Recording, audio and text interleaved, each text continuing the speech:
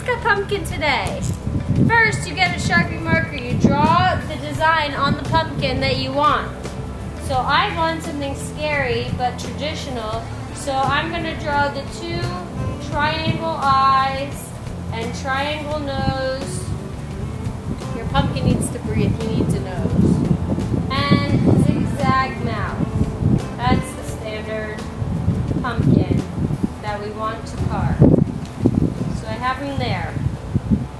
Then I take my knife and I'm going to cut the top at an angle, because if you cut the top straight down, then when you take it off and put it back on, it's going to fall through.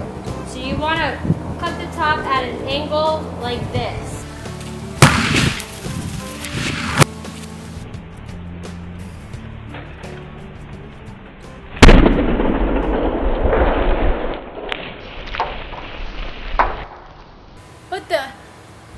What? That wasn't supposed to happen. Look, it cracked.